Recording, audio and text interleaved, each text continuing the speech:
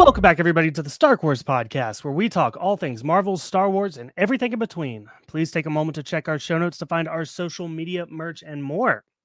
Today, we're recapping episode 2 of Secret Invasion, titled Promises, in full spoiler details. So if you haven't seen the episode, I would get out of here. And I'm here with a guy that, like, I have intros, but they all feel mean. Like, I was going to joke about firing Tommy, and, but it's my good buddy Tommy. Well, let's just sit here and let's play a game, Michael. Tell me something I don't know about podcasting, okay? Tell me something I don't know about Star Wars podcasting. I didn't have anything prepared, but I know we have to play this game on the podcast. Tell me something I don't know? Yeah. Oh, man. That I don't, like... We'll come back to it. We'll put a pin on it. Yeah. Just about life? I mean, you don't know that I ate a sandwich today. That's true. You didn't know that. That's the key. I think you got to be very specific. Way it's like you could be like, tell me something you don't know, but it's like, tell me something you don't know. I don't know about the movie Jurassic Park. Then it's like, oh man, now it's narrowed in. Now I got to really think about it. Okay, let's try this. Tell me something I don't know about anime. Oh, okay. Do you know that anime will sometimes have filler episodes that last very long time, and you should not watch them because they're trying to give the manga more time to write more books so that they don't surpass them. Actually, I did know that because I think you've complained about it. Yeah, and I think I mentioned this before, that Full Metal Alchemist has 2 series because they did surpass the manga, so they just wrote their own version and then went back later and was like, oh, let's tell the actual story now. So, Tommy, I'm excited to get to your takes. Do you want to write your own version of Secret Invasion, or is this working for you? It is working for me, as long as I separate it from everything I know about Nick Fury and everything I know about Secret Invasion. I'm really liking the journey they're taking us on. I thought this was a great episode. I liked it better than the first one. I really liked a lot of the scenes. I think there's like 2 scenes in this that I was like, that's some real good acting happening between these actors. But I think for me, and maybe this is my own problem, it was the same with Civil War, where sometimes I get a focus on something. And for me, Nick Fury is my Amanda Waller. Like, he is supposed to be the person that even when things are going wrong, he'll never let you know they're going wrong, because that's Nick Fury. And so it's interesting to me, this new version. I kind of like it. I mean, I feel like it's going somewhere. I think we're going to get a Nick Fury 2.0 by the end of this, I'm hoping. And so it's like kind of like Nick Fury get his groove back is how I'm feeling so far in this. Some interesting. I think overall I'm excited for the show.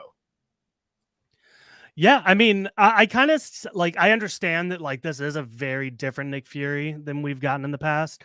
But I really like how they do this with the Marvel characters. You know, I like the evolution. I like Smart Hulk. You know, he's a different character than he was. You know, it's like, I mean, this is how people actually change and evolve. So I feel like, in a way, while it's maybe not something we expected from him, you know, who are we to say these experiences that happened to you shouldn't have led to you being like this, you know?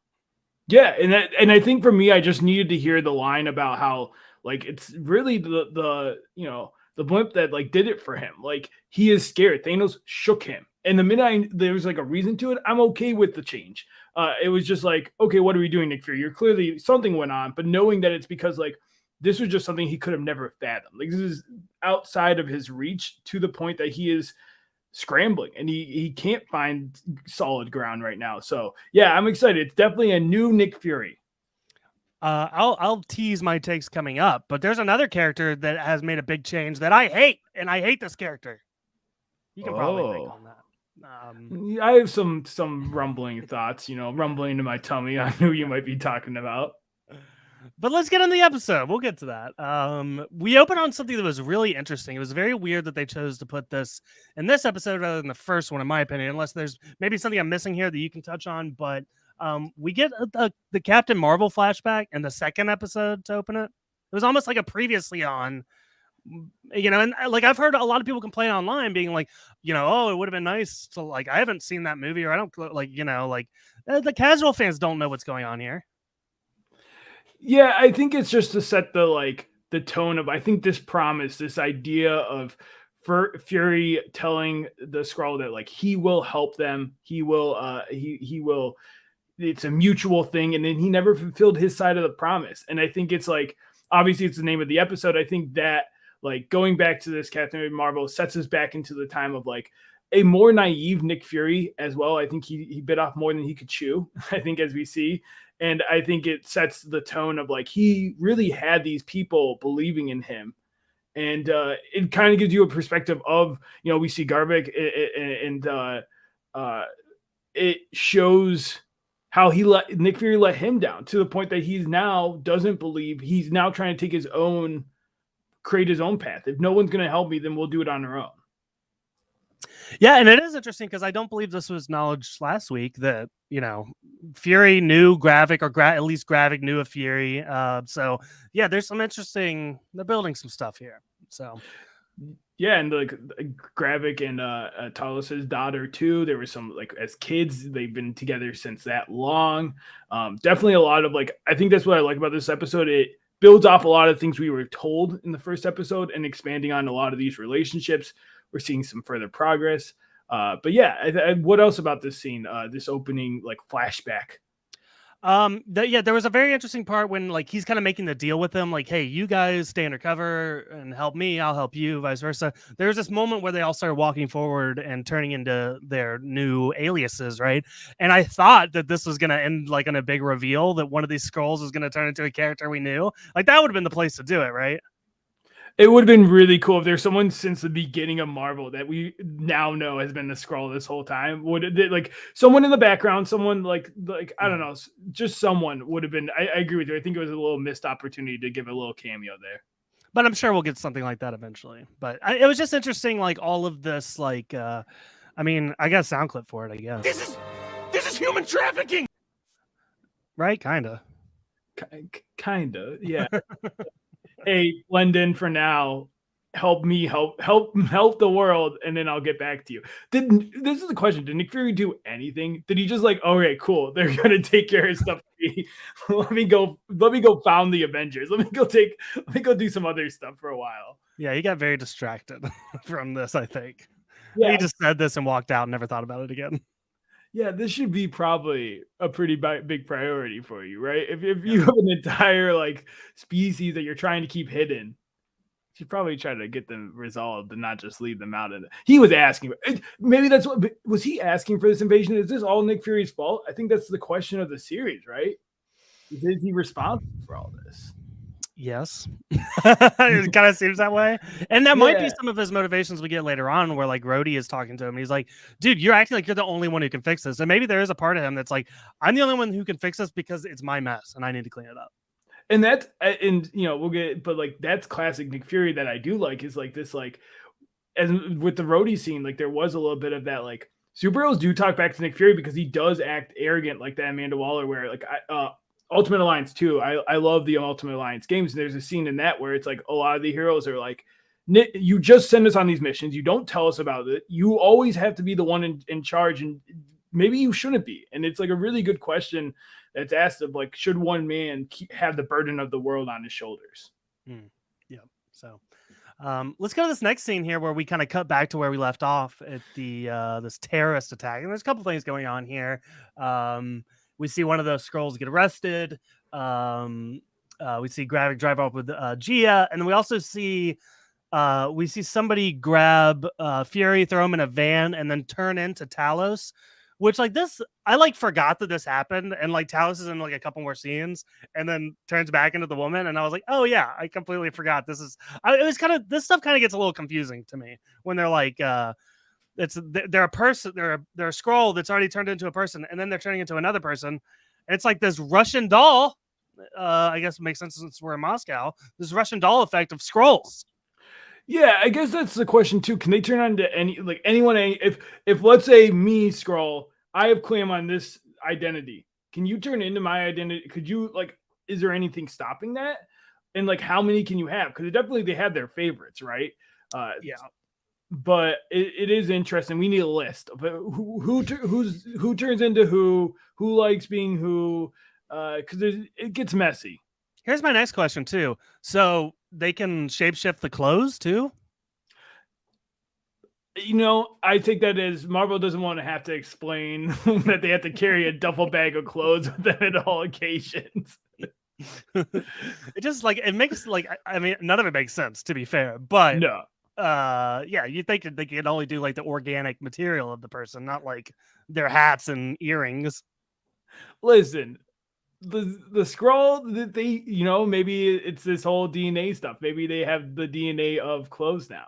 Yeah, declothes DNA. Well, we had Yeah. I mentioned last week they said that they had scroll clothes, but they're still wearing human clothes. They're saving when they win, when they have their victory. That's when they can bring out their scroll clothes. Okay, Their Michael, the garb. war's not over yet. They had to fight for the victory to wear their scroll clothes. Okay, fair enough. So let's see. This is where we get another scene with Fury and Talos. Because we cut from him getting kidnapped, and then he's just on the train with Talos. So like, did he knock out Fury at this point? Like, how did he end up on the train after being kidnapped? And now he's like, oh, I'm just with Talos. Or maybe Talos is like, I kidnapped you. I don't know. There's Whatever. probably a couple. Yeah, either way, he's with Talos now, but they're not. They're not on good terms right now, Michael. No, they're not. I think this scene, gosh, these two, like, I get why people said like this series basically got greenlit because of the chemistry between these two actors, and like this is one of those scenes that this train scene of we talked about it for the Tell Me Something I Don't Know was just such a good scene. And then when they're talking about it, it's a million scrolls that got released, and Nick's like, why didn't I know? And they're like, well, Nick, you were kind of hands off. Like you know what, you wanted to know what you wanted to know, and you didn't want to know all this stuff. Yeah, and then because this at this point when I'm watching this, I'd forgotten that this is not Talos, right? We agree on that. I'm not sure. I might have missed something. I thought it was Talos. I got confused, and maybe that's on me. I thought like the girl was just another form of him that he was using, because Nick Maybe Fury I guess you don't know. yeah, and maybe I'm missing that on my watch, but Yeah, I don't know. That's a good point. later, nothing seemed like he was working for the evil side. Like he was like, let me meet with him, but I thought that was just for like at this point he's now just worried about his daughter. Nick Fury is also telling the story here that I really like tuned out of, something about Susie and playing doctor and bullfrogs, and it was all to lead up to the Tell Me Something I Don't Know game, but Fury. It was how Nick Fury's it was Nick Fury's romance past. Susie, this girl, his mom was asking about it, but she knew, even regardless of his answer, the way he answered was how it was important. So like that's it didn't matter what Talos was going to give him. And they were playing doctor, like these two young kids. Like that's suggestive, no? What? Yeah, I guess I suggested as like, oh, two kids playing house, right? Like, I guess maybe I'm being. I guess weird. depends on what kind of doctor they are. Like if Yeah. it's general practice, maybe that's okay. Okay, all right. Checking heads for like fevers and stuff. Just I don't know. No, I hear you. We'll move on. But yeah, so either way, Talos, if this is Talos or not, they're kind of he's filling him in on all kinds of stuff. And then we go to London, where we see the casket with Maria Hill inside, and Nick Fury talks to Maria Hill's mother, Elizabeth, and she's everyone's so upset with Nick Fury. Like he gets all the blame in this episode. Yeah, and I don't know. This scene felt a little too cute. I think this is the one scene that was a little. She almost hit it too on the nose. I felt like with some of her digs and some of her like very specific mention. It reminded me of in Civil War, the Iron Man and the mom of the kid who was like, "This is your fault," bah, and just felt a little forced. It felt a little forced. Maria Hill's mom being like, she believed in you, and the risk. Your daughter signed up for the agency. Like to me, I would have more respect to the parent. Was like, listen, I'm assuming it was for a good reason. And then Nick, like the mother sides with Nick Fury, which actually makes Nick Fury feel worse because he wants someone to rip into him. I feel like that could have worked a little, but dealer's choice. She says this. She says, "Don't let it be for nothing." And like my thought was like, I feel like it's for nothing no matter what. Whether he succeeds, like I mean, she died. It sucks. Okay. Yeah. There's no way to like make that better. Is there a world? Well, probably not, because I think if they die, they turn back to Skrull. Like, is there a world this is a Skrull and this is all just a fake out? Because again, they really did Maria Hill dirty by like, this was gonna be her moment to actually have like a plot in the series, and they kill her off in the first episode. There's a part where it just really hopes Colby Walters comes back. Yeah. No, I mean, I don't see a reason why this needs. Like, are we gonna see this character again? Maria, No, she could have been the Nick. We could have killed off Nick Fury when we were supposed to in Winter Soldier. That's my hot take. He should have died in Winter Soldier. Maria Hill becomes the new Nick Fury, and then we see her go down this more hardened path, trying to emulate Nick Fury. I think that could have been more interesting. I mean, how do you give up on Samuel Jackson though? Like, no, and that's the thing. If he's saying, "Hey, I'll be in a bunch of more," I mean, yeah, you're gonna choose Samuel Jackson over. Sammy's gonna do this till he's dead, I think. Right? Maybe even after. Yeah. Oh yes, he's gonna be the one that's like, yes, use my CGI face and everything. Yeah. Yeah. And they've already got like the mold, I'm sure, because of Captain Marvel. So. Oh, 100%. Yeah. Okay, so next scene here, we catch up with Gia and Gravik, and they kind of, there's some conversation about Fury here. He kind of gives some of his opinions. He was hoping he was there, and he was talking about how he's old and he could have killed him. Anything to take away from this? No, I think it's setting up something, but I don't know what it's setting up, because yeah, that was like, oh, I could have done it if I wanted to. Well, then why didn't you? There's like an answer there. Like there's something missing. Yeah. So I'm intrigued by it. I think their relationship is really interesting because it feels like they should be closer, and yet there is this distance, and we see it, grow more. We definitely is like doing some investigating on her own, and I think trying to figure out some answers.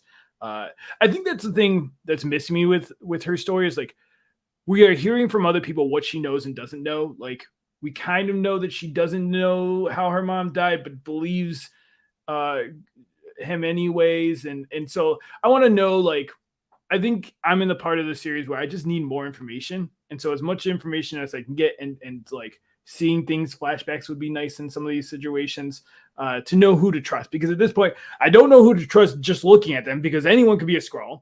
I don't know who to trust because everyone's saying countering things dialogue wise, like, depending on which side you're talking to, they're all saying different perspectives. So it's like I need something to ground me a little bit of what can I believe right now.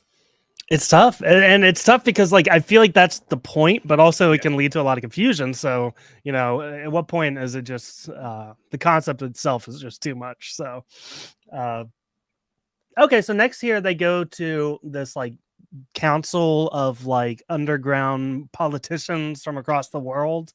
I loved all this stuff. This was and this is where I feel like Gravik really starts to shine for me, and like how he kind of overpowers them, and he's got like his own allies, and I just really enjoyed all of any takeaways here from this scene.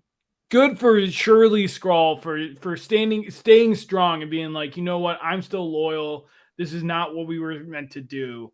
But man, yeah, I really like this scene. I thought it showed like him, the fact that he wasn't just like given the power he's been fighting for, and they're like, I'm the only one trying here. You guys are just happy just being, part of the wheel. We can make the wheel. Thought this was really good stuff. I thought the little montage of the news and kind of seeing, I think something with Marvel we don't see a lot is how it affects everything. And like something this huge, I even thought they could go even harder on the fact that like, if US is suspected in attacking Moscow in this way, it would be like we would not be taking days to deal with this. This would be like, we need to figure this out right now, because there could be a nuke sent our way right now. So that's the only part, but I thought they did a good job of at least showing that people are caring about this. Yeah, I think my thing there is like, do they really think it was like the US though? Because there's like this organization that's Americans against Russians, and that's not like the National Guard, like that's not the army, right? That's just like it's like the Taliban, right? It's the American Taliban. It's the best description I have. Well, and I think they're really banking on the Nick Fury being there and really putting that as like, see, America, Nick Fury, everyone knows. And it's hard too, because now you have the people who are talking about it are Skrulls, so you don't even know. again, it's that false information is getting out because they have agendas too. Everyone has a different agenda, and it really doesn't matter who did it. It's whatever is going to help your side get what it needs.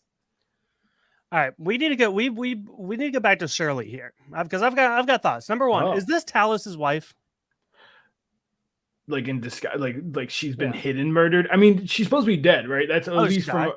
Yeah, I think that's what they've been talking about. Is like she died, and Talos is like, right. And Talos is like Gravik did it. Like that was, and the daughter doesn't believe him, but that's right. I forgot that entire plot. Yeah, I just couldn't figure out why because she calls Talos right after this, and they seem very close. So, that being regardless, it was great that she.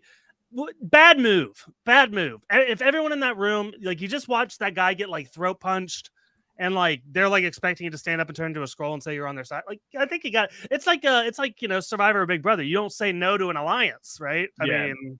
Well, and you can do better. Stick with it. You can do more for your secret alliance too if you're inside getting information. Yep. So I thought about that too. But listen, there were weaker people at that table. NATO, I'm looking at you. You could have held strong. So not the NATO. I'm not looking at you specifically, NATO, but like the guy playing the NATO guy in the show. Please don't come for us, NATO. Yeah, NATO's like reviewing this footage on their meetings and a little alert blipped up on their screen just now. Stark Wars talking about us. That would really put us on the map. Maybe we need to. I don't know. Start saying controversial things so that the government starts checking out our podcast. Yeah. Okay, so next here we go to New Skrullos. We get this overhead shot of Skrullos, which is really cool. And actually, I think I see what they're doing here, because it almost looks like Chernobyl. They have got like nuclear reactors. The whole town is like vacant, right? Is that what they're like? Are they saying that they can hide here because they're not affected by the radiation? Is that you think they're going for that? I think they said that at one. Yeah, I think that was said of like they can't get attacked by the nuclear, so that's why they were doing all this stuff and why their ultimate plan is to basically they want everyone to nuke each other because then the humans die out and the Skrull can just take over without actually fighting anything. Tommy, look at you paying attention to dialogue, and I mean, what would I do without you? That's what I'm here for. I'm your. Tell me something I don't know about the Secret Invasion episode 2. That's what I'm here for. Okay. Let me think on that. I'm gonna quit now. You're opening yourself up to a pop quiz, so be careful. I know. No, I'm terrified. I hate pop quizzes. So we see Gravik like whispering to this dude, and then they like walk off, and then G is following. And then we get this. She goes into like this laboratory here, and there's some shady stuff going on here. They're talking about DNA. Tommy, believe it or not, I think I know where this is going. I have ideas. I know a comic thing about certain Skrulls that there's different. There's a couple unique Skrulls. Yeah. Yep. I also am picking up what you're putting down. Yeah. I don't know. Is it a spoiler to talk about that? I don't think so. It's our theories. We're not saying it's not confirmed. It's just what we know and what we think. Yeah, and actually, I don't know much aside from like the concept of Super Skrulls and the fact that they can obtain the powers from other heroes. Yeah, and I think this is the right place to do that. I don't think we're going to see Skrull in a lot of other things, and I think Super Skrullers are a big thing. There's like specific ones too that I would like to see. Speaking of, there was like earlier, I think it was earlier. They mentioned a specific. Oh, during the train scene, they mentioned this a Skrull to Emperor, a specific Emperor that everyone was running away from. That also is maybe plays into something. I'm intrigued by the Skrull. I'm honestly this is the most like into Marvel stuff I've been for a while because it's new and it's unique and it's not the same old same. But I thought this science stuff was really interesting. Some Easter eggy names, Groot. They got that Groot DNA. He probably leaves a bunch of DNA. That's fights. True. He's like getting limbs chopped off and exploding. Yeah. Yeah, and then the Frost Beast and a couple other the Hand from the Black Order guy. I don't remember that. I saw. I don't know what this is. The Black Order guy, when Doctor Strange in Infinity War, when they're running down the streets and he does a little portal and cuts off the hand, and then the hand sitting there, and then everyone's like, why didn't he just do that to Thanos and cut off Thanos' hand? That would have made a lot of sense because he already did it once in this movie. How dare you, Tommy? I'm sorry. Yeah, who am I? You're really coming after NATO today. You're coming after Disney and Doctor Strange. I don't want to get on his bad side, brother. This is you. You're in your villain era right now. Oh no. I'm a villain, but the eye isn't where you think. Oh my god. But it's not where you think. This is another. I feel like I'm way into the sound clips when it's just you and me. So I'll try to listen. I'll try to That's just us plugging. She better. I don't know if it's already over, but for Emmys, give her the guest star award. Yes. Yes. Yes. Yes. Perfect. All right. But yeah, some science stuff, and it's nice to see that she's like at least snooping. It seems like, I mean, we can, right? We know TV. She's probably going to come around at some point and join her dad and Nick Fury. It's just a matter of when. This feels very much like. I mean, I feel like we get this type of thing in every Disney Plus show where like a character is like snooping about something and they figure out like, this is in She-Hulk when they found that like blog, like there's always like the moment where they figure out like the bigger thing. I don't get why people do this. You would never catch me. Listen, I love a good juicy gossip, some juice goose, but like this is too like, you're in danger, girl. Like anyone could turn around the corner at any time. You need backup before you start doing stuff like this. So look out. I don't know. I was very nervous for her. I think she just needs more justification before she makes the decision that she does. I think she's just. I mean, this is like in the relationship where things are going very south, and then they search your phone, and then it's like that they're already on the outs, and they just want that final thing.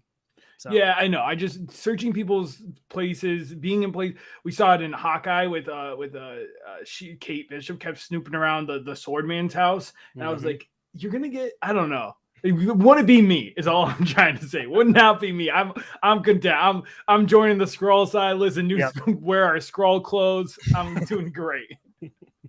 Okay.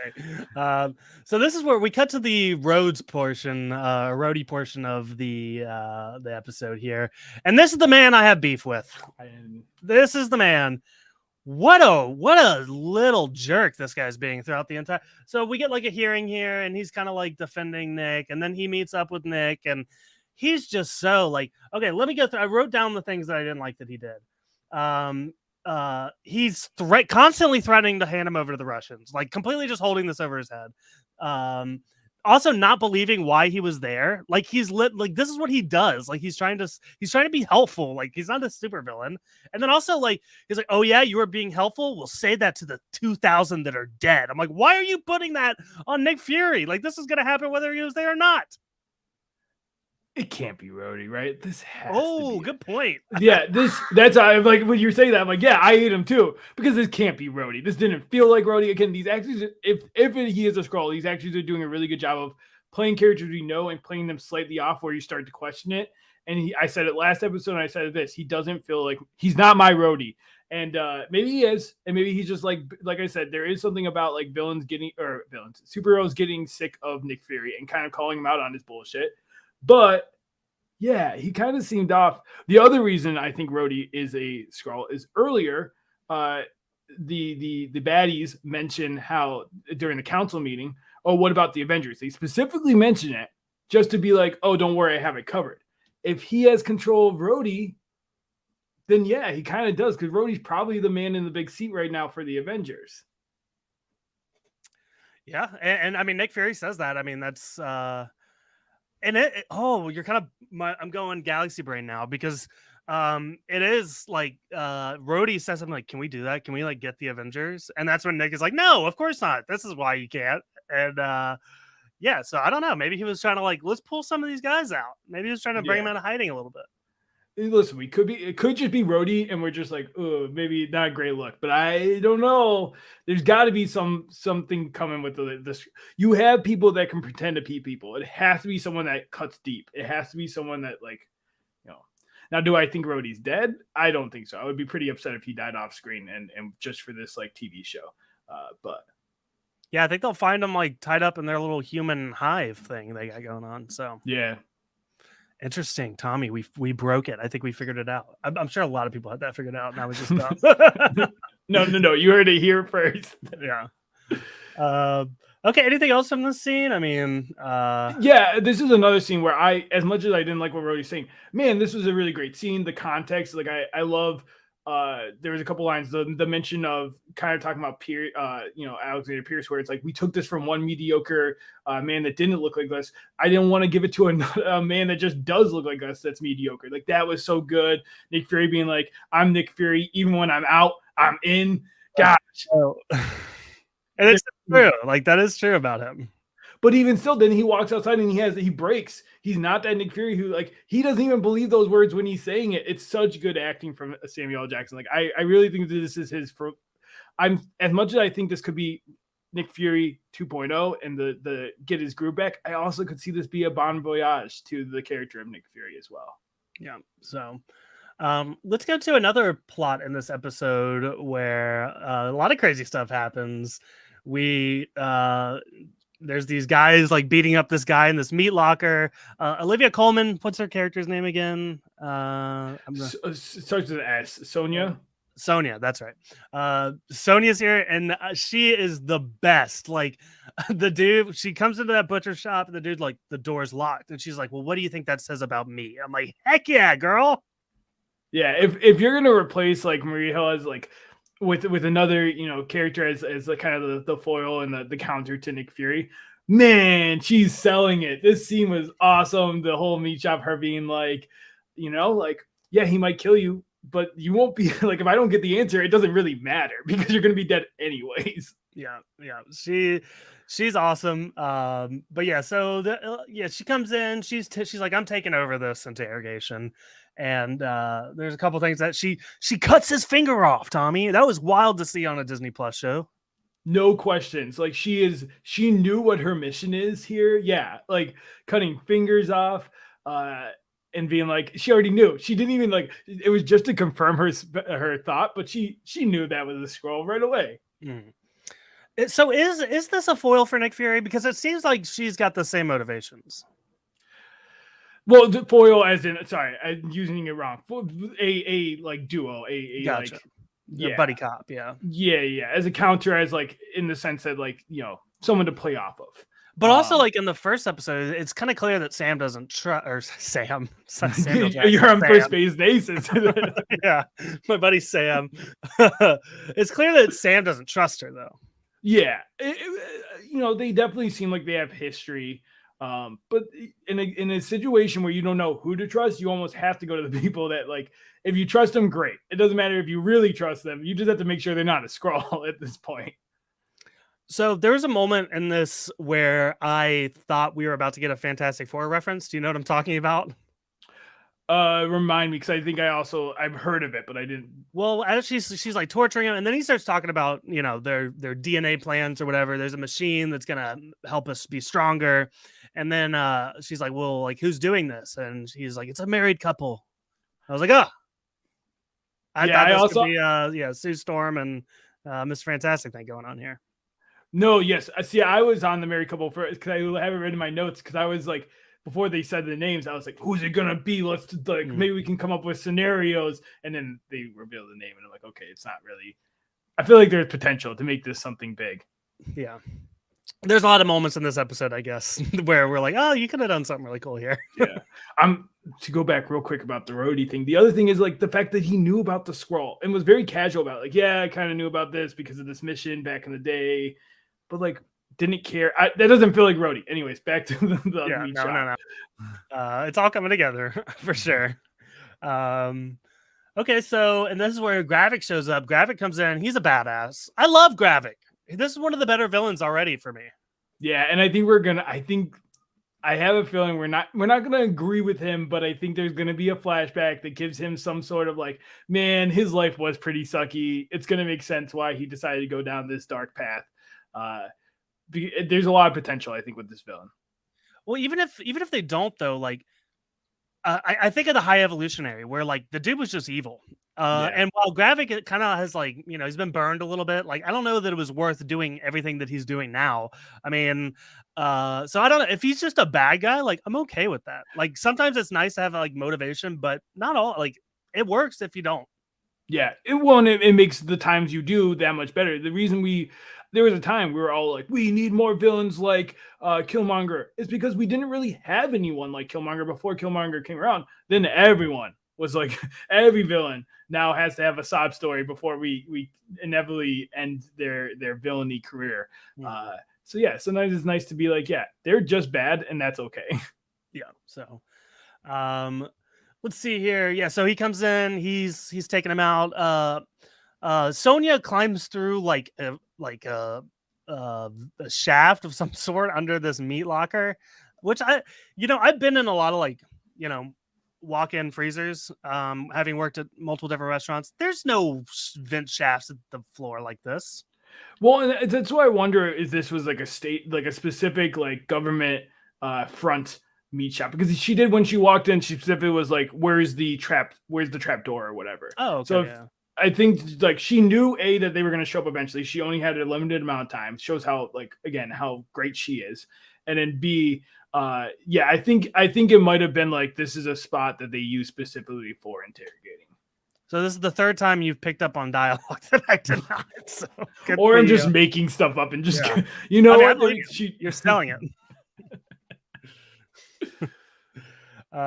Okay, so let's see. They end up, they come in, they save him, and he's like, well, what'd you tell him? I was like, oh, this isn't good. I kind of saw where this is going, but they end up, so this is interesting. After this, they drive to the safe house, and there's cops at the safe house, but that guy didn't tell them about the safe house, right? Is this another line of dialogue I'm missing? Because he was like, I can't tell you about that. And then she started asking more questions, and that's how they got onto the machine and the married couple. I don't think he actually revealed the location of the safe house. No, I think I'm with you on that. Unless I missed it too. I think that just happened to be. I think it was the safe house combination that lured him, and then he started to like react poorly to whatever she did to him. He was still having after effects, so I think he put the things together that like, even regardless if he didn't tell her about the safe house, he clearly like let something go. Okay, that's fair. I don't need to nitpick that, but yeah, that's kind of how I felt. I also was like kind of confused, but I just played it off as like, well, he's acting kind of weird. I think he can just read the signs at this point. Okay. Yeah. Again, so then we get this next scene where they like drive him out into the woods, and I was like, oh god. And then at this point, I was like, he didn't actually like. Yes, he ran it, but not like we didn't see him like give. Regardless, they take him out and kill him. So yeah. Listen, hey, as sad as it is, keep doing it because I think it's going to get Emilia Clarke back on our side. Like, that's the point, right? It's like clearly your side is just as bad. Every side is bad in wars like this. Every side is doing something bad. Every side is. That's what happens when you get messy into this kind of stuff. Mm-hmm. Yep. So, this next scene we get, the final scene, wild. What's going on here, Tommy? Can you set this up for us? Gosh, well, we have a Skrull just cooking in the kitchen, just casually, and it looks like it also is Nick Fury's wife. And does he even know? Because like she turned back. There's so many questions in this and so many layers. Does Nick Fury know that she's a Skrull? I would like to think so, but she turned back to a human before he walked in, so we don't have like confirmation that he knows who is this woman. And also like, when did this happen? Why? How? Who? Yeah, no, I my vibes were like, there's no way Nick knows. Like the fact that, because number one, why is she standing in there as like a Skrull in their house? Just like, I feel like she was only a Skrull to show us that she would transition when he gets home. Yeah. And otherwise, also like, just be a human. Was she just, and she doesn't even, this is probably their first time interacting, it looks like. Was she just cool that he's been up in space for like 2 years? If they actually are married, I don't know. There's definitely a lot of questions, and that's the whole point of this scene, right? Is we're supposed to be asking these questions. It definitely humanizes him a little bit. The fact that nobody knew. I don't think anyone knew that he has a wife. Yeah. I had a theory at first, but I don't think it. I was like, what if this is Tullis's wife? She faked her death Dude. to be with Nick Fury. Now I think that'd be too much drama for this show. But when we watch the Real Housewives of Nick Fury, that's when we'll get those I dramas. was gonna say this is a Bravo show waiting to Yeah. happen. The scroll, Real Real Housewives, Housewives of scroll us. Yeah, so yeah, I guess we'll find out. I mean, I don't really have any predictions. This could have been something that's always been. I don't know. Well, I guess we'll see. Let me ask you this: is it smart for him to keep his wife secret? Yeah. Yes. Yeah. I think you always, when you're in his line of work, I think you have to. We've seen it too many times bite people in the butt. And I think this is one of those moments. Now, do you like that we're getting so much Nick Fury? Again, there's a part of me that likes the mystery, and I like characters that keep some mystery. And I don't know if I want all this information about Nick Fury. What are they going to tell me next? What his favorite food is? What his number one song is that he listens to in the car and bops to? I don't need to know this. Like, I don't know. That's my thought. As much as I think it's going to be really cool and play into the plot, there's a part of me it's like, there's something about keeping Nick Fury this air of mystery. I don't know.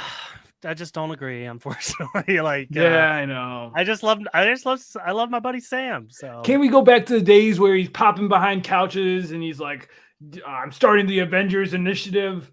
Gosh, where the eye patch? Where you think I think the eye patch will come back? I think it's gone. I think it died in Winter Soldier. I think he's done with it. Oh no. Okay. That's too bad. When the big mystery was that a cat scratched out his eye. Yeah. Then it was Stupid. now that my prequel movie's out, I can stop wearing this. Now that the audience knows. Yeah. Okay, Tommy. Any final thoughts on the episode? I mean, no, I'm really liking where they're going. I think the DNA thing is really fascinating. I think the idea that they're collecting, I think it's a really good opportunity to show a lot of Easter eggs to past movies and past characters. I think that's one of the things I'm big on. In the politics, I actually am really liking like the talking scenes. There wasn't a ton of action in this episode, but I still felt very captivated. I thought the pace was really well done. I thought, like I said, the acting was some of the best acting I've seen in a really long time with Marvel. We've kind of been doing the comedy thing, so it's nice to have a more serious thing happening. Tommy, you can't speak too soon with these Marvel shows because, we get a WandaVision finale, right? This is the best start to any of the shows for me. I said last week, that was my number one favorite premiere thus far. And it's this, like you said, this episode was better than the last one. This is on track to be my favorite MCU show. Yeah. I still think you're too harsh on WandaVision. One bad. The rest of it was fantastic. Yeah, maybe we do a rewatch at some point. That would be fun. And then also re-listen to our takes back then. Ooh, yeah, like we do. Yeah, we call out past Michael and Tommy. Hey, you idiots! You had this opinion. I mean, we had a lot of theory. We were a big time tinfoil hat back then, and we were just young and naive. We were like, Marvel's. We just got. That's the problem.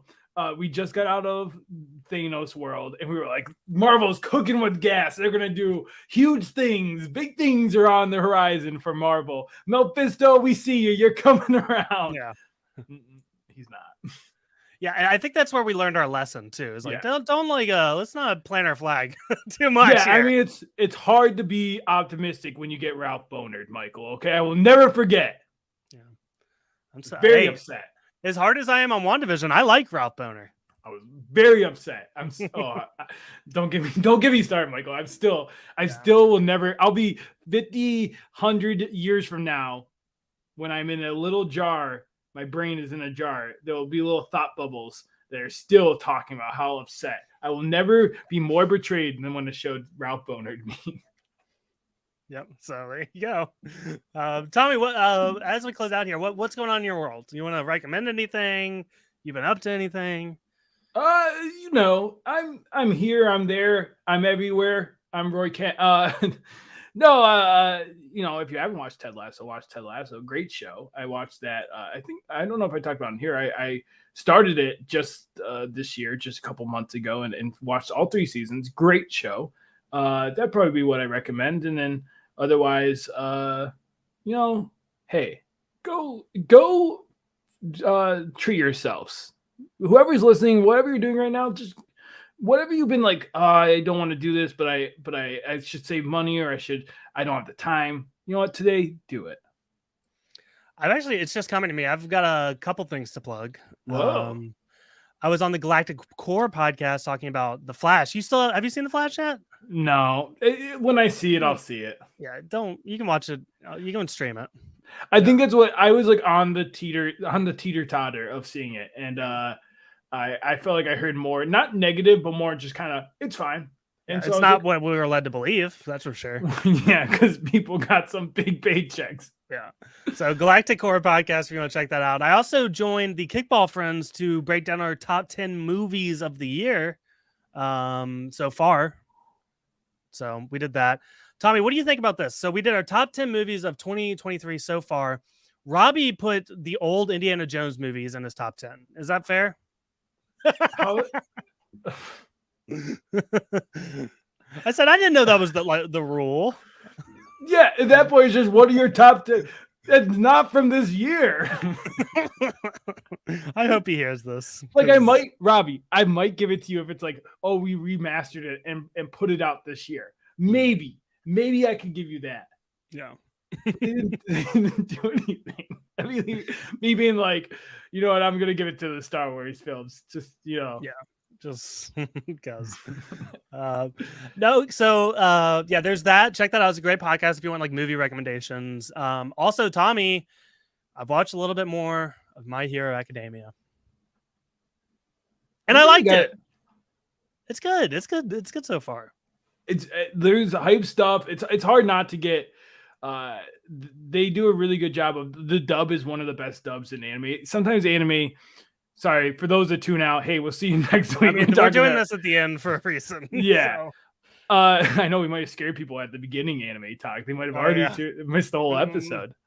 Listen, sometimes animes, the dubs are terrible. Like they don't put a lot of money into it. It's kind of just like, okay, we're getting this out to get it out, but our focus is the subs. My Hero is one of those that like the studio that makes it is incredible, has a good track record of past anime as well. And with the music and everything, when All Might's in that second episode, you find the big twist. Spoilers for My Hero, we might talk a little bit. Is like, yeah, Michael, how do you feel he's going to be the hero? Yeah, I was really excited for the story to be he can be a hero without his powers, right? Is he gonna be like a Batman? You know, like I felt like there was space for him to be a hero without superpowers, and like I thought that was gonna be the lesson of the whole thing. So I was put on a heel turn. I'm not upset about it. It's just not what I expected by any means. Think of it like Captain America. There's actually like a huge similarity between Deku. Like he goes running in just like Captain America, jumped on the grenade in that first movie. And that's what showed. Nothing else showed them why he should be the person with the power. But it's because even without the power, he was a hero. Like he showed that even without the power, he still had all the things you need to be a hero. But they'll talk about it a little bit more. But it's like, this is just giving him a seat at the table. He was never even in this world where 80% has powers. It's very hard to have a Batman-like character. Gotcha. And so I think that's what they were setting up is like, he's now got that seat. He's there. But I hear you. Like, it would have been cool. In another world, it would be cool to see it. I think you'll like it because it gets pretty cool. Okay. No, I'm not mad, just shocked. Surprised. Yeah. I think that's a fair take at where you're at. Who's your favorite character so far? You're early. Yeah. What happened? What did you end on? He's going to the school and they're about to do like their first training thing. Yeah. So you met his teacher yet, or? Very briefly, if I did. Okay. But yeah, there's like not a lot of characters really. I mean, there's like some reoccurring heroes. Like, and then there's like his asshole like friend or cousin or whatever it is. Bakugo. Gotcha. Yeah, and then there's All Might, who you find out is kind of a loser, and then hey. So it's like I feel like calling Superman a loser. Like, oh, there's Clark Kent, Superman. He's a big old loser. I've only seen her twice, and it's very brief, but I like the giant, like the Ant-Man girl who gets real big. Yeah. Mount Lady, I think is her name. She shows up every once in a while. There's some cool heroes. I think when you say there's not a lot of characters, there becomes a lot. The class becomes all a big part of it. So I think you'll like the class. I think, listen, the first season's only 10 episodes, so you can crush those very quickly and get right into it. I'm just saying. Me. I like I said, I think the first season does a really good job of setting up the world, but like after the first season, the pace gets. I would say after the first 2 seasons, the pace gets pretty hyped for a bit. Okay. Let's see. Like you can't stop an episode. I'm not gonna challenge myself to finish the season by next week, but we'll check in. I think it's like, hey, if you have nothing better and you're like intrigued, I think the show will get you a point where you're not gonna want to stop because there's always a question being asked. Yeah. Okay. All right, Tommy. Thank you for doing this. Anything else before we say bye-bye? No, I think that's it for us. Hey, we'll be back next week, right? And more Secret Invasions. Yep, absolutely. Should we at some point have like 2 other hosts come in, but with like Michael and Tommy mask on and see if people, and like it's like there are Skrull versions. Oh my, you've actually got like I don't know who'd be willing to do that, but that'd be a funny bit. Like we send them a photo of our background so they get the photos exactly. They can do virtual backgrounds and then wear a hat, fake beard, maybe glasses, and see who notices. Yeah. Okay. All right. I like to remind you guys to rate and review us on iTunes and Spotify, preferably 5 stars. Also, please, if you can leave a review. Actually, Tommy, can you riff for a second while I check to see if we have any new reviews? I feel like we don't, but I haven't checked in a minute. So, well, hey, if you haven't reviewed and you want to, I mean, listen, it helps us. It helps the podcast. I always like funny reviews. I feel like that's people used to do that with businesses, not the mean reviews that like are mean to people's businesses because you don't like the person, but like the ones where it's like I saw some in the past where it's like this person saved my life once, and it's like it had nothing to do with the actual business. The last review we had was from Rosie, the Haitian mama, which I told you about. Yes. So that it's been a while since our last. If you want to be the hero, we'll read it on the show. So, Speaking of My Hero Academia, be the hero. Your superpowers leaving reviews on indie podcasts like My Hero Review Academia. Also, please subscribe because, like we said, we're going to be here every single week with Secret Invasion coverage. Follow us on Instagram and Twitter at Stark Wars Pod, and also we have a little Discord community going on. So if that's something you're interested in, you can hit us up and we will get you in there. But that is all we got for you guys. Thank you so much for listening, and we will see you next time. Bye.